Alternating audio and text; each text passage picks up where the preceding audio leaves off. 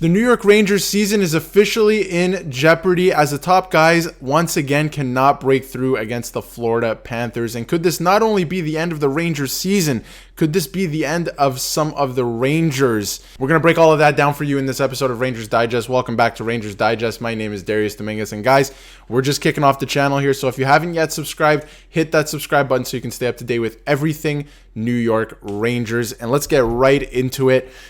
Before Game 5, it was announced that there's some new line combos at Morningscape from Peter Laviolette, and people weren't looking too far into it at first in Morningscape, but it did come to fruition. And for the most part, the Rangers looked okay, but once again, they need scoring. They're unable to break through. And not only that, some of their defensive breakdowns are not great, but we'll start with before the game. It was based off the morning skate. Obviously, the Rangers re-entered Filipino into the lineup. He was going to play with Mika Zibanejad and Chris Kreider on that first line, which did end up scoring. I have to give them credit, and Zibanejad did finish the game with a couple points. But Keandre Miller then paired with Braden Schneider. Jacob Trouba back with Eric Gustafsson, the very offensive-minded defenseman who's played pretty good these playoffs, I thought. And thoughts on the moves? Well, I think they're pretty interesting. You're going back to what worked for you, which is a good thing. And listen, the last couple games have not been good against the Florida Panthers. Yes, you get one of those overtime wins, but you're not winning very convincingly. And I thought the last game, even though it wasn't overtime, Florida did dominate for a majority of it. Even though their chances, I know everyone's freaking out about the shot attempts and all that stuff. Florida's not putting that many chances on net. They're dominating, throwing the puck towards the net, sure. But they're not dominating, actually getting those scoring chances, those high danger scoring chances. But something I thought very interesting from Megan Chaika as well. With Mika Zibanejad and Chris Kreider on the ice at 5-on-5 in this series. And again, keep in mind, this was before Game 5. The Rangers have spent more time in the D zone and less time in the O zone with the puck on their sticks than the previous 2 rounds. The results have shown 0 goals and only 4 scoring chances. And when you really look at the chart, I mean, these numbers are abysmal, really, if you're looking at it from a top line perspective. The first 2 rounds, as you can see, they're just scoring chances alone, 22. And this round, up in the first 4 games, 4 scoring chances. That's just not good enough from your top players. And they produced 6 goals out of those 22 chances, which is pretty good in the first 2 rounds. And then again, zeros across the board in this Eastern Conference final. And the defensive zone possession is okay at 50%. But, as it continues to climb here in this round, that is spelling trouble. You were playing way too much in your own zone for a top line. You have to get playing offensively. You have to start scoring, and they're not doing that. And it's a big problem for the Rangers. The Panthers have kind of figured it out in that way. It's a big problem for the Rangers. They have to get going because I said it just a couple videos ago, like, if the Rangers' top guys cannot get going, this series is finished, unfortunately, right? They have to. They cannot win on the backs of Barclay Goodrow every night because the Florida Panthers are getting goals from their top goal scorers, right? And they're not even clicking on all cylinders either. This series is very winnable. And I'll get into it in a second what some of the players said. But this series is absolutely winnable. And this is just another quote from Mika Zibanejad. I thought we did a better job of just taking what they gave us.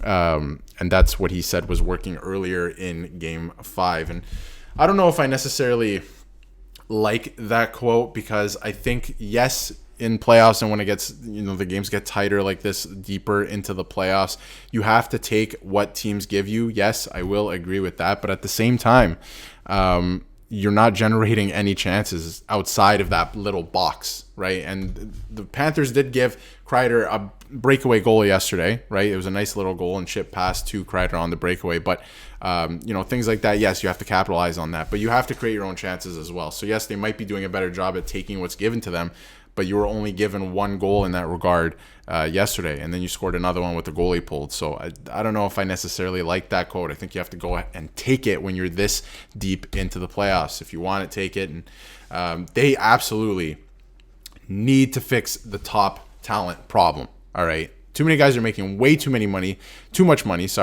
to not produce. They absolutely have to fix the problem.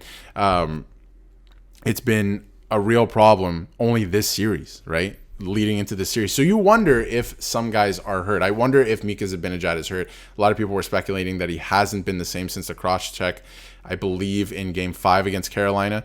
When they were on the power play, he took a nasty cross-check, and he hasn't been the same. And it is kind of true. So you have to wonder, maybe he's hurt, but at the end of the day, playoffs, there are no excuses. You see what these guys who win the Stanley Cup go through every year to win the Stanley Cup. So if you want it, you got to want it, right? You got to want it. And again, the Rangers, I think, fall victim in this game a little bit to officiating, playoff officiating, I'll put it that. And I like Steve Dangle for actually calling it out here. He says, and this, of course, was the the roughing play with Mikola kind of running into Shesterkin and whatnot. But he says that's a terrible, that's terrible. It's a cowardly call. Cowardly. It's such a playoff call. It's horrible. And you know what? I tend to agree to a certain degree on this. The Rangers should have been on a 5-on-3. Would they have scored? I don't know. They've been struggling, right? So that's a story for another time. But I do tend to agree that it should have been a 5-on-3. Why are we doing coincidental minors and throwing guys into the box just to even it up because it's playoffs? It doesn't make sense. At that point, you're not calling the game. You're managing the game. And I thought officials were there to officiate the game and call the game, right? So I'm going to go ahead and say that. I think it's been, I won't say lopsided, but there's been some very questionable stuff that went against the Rangers all series, really. And again, in this game, the Rangers should have been a 5-on-3.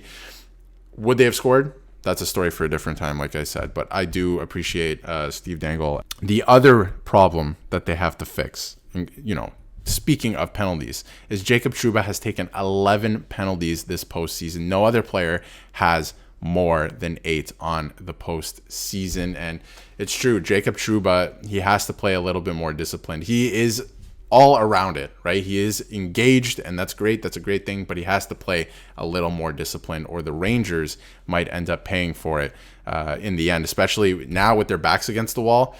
In a Game 6, an elimination Game 6, they have to win one game at a time. And if you're not disciplined, you can run into some real trouble with that Panthers power play. We've seen it. We've seen it, how deadly Reinhart is on that power play. And speaking of Trouba, they asked him what he thinks of Game 6 or heading into Game 6. And he said, leave it all out there. Go win one game. When your back's against the wall, everybody's got to bring their best game to survive another day. And I think that's the mentality you have to go into Game 6 with. Listen, you have to win out, but don't think about Game 7. Think about the next game. Play your best game possible. The pressure is now on the Panthers to close out the series, right? The pressure is on the Panthers. You're playing with house money now. Your back's against the wall. So I do kind of like that mentality, and hopefully they do get it done. I do like that mentality. And again, one last thing I'll touch on before we move on or close it out here. The Rangers have legit NHLers like Zach Jones. That's debatable because he hasn't played that much, but debatable anyway. Blake Wheeler, for sure. And Brodzinski on the bench, but continue to elect to play an AHL plug and then double shift all your forwards for 2.5 periods. When I was a big supporter of Matt Rempe, but when series get this tight, and when you go this far, into the series in a Game 6, Game 7, and the game's really tight, I'm not sure Matt Rempe serves a purpose sitting on your bench and playing 2 minutes. So maybe they look at some other options now that the series has kind of gone on longer, and maybe you see Matt Rempe again if they were to make the Stanley Cup final. But they have to get there first, and let's hope they do. But it's going to start with the top guys. All right, it really is, because, again, a lot of zeros across the board. And Lafreniere, I didn't talk about him in this video, but he has been absolutely stellar. Zibanejad, again, with a couple points, but you'd like to see him get going. And obviously, one of his assists came in the final minute when they were down 3-1. So you'd like to see them more engaged earlier in the game. Hopefully they get a lead. They need to score the first goal in Game 6, and we'll keep you updated for everything New York Rangers, whether they win or lose the next Game 6. Hopefully it's a win, and we'll keep you updated here on the channel.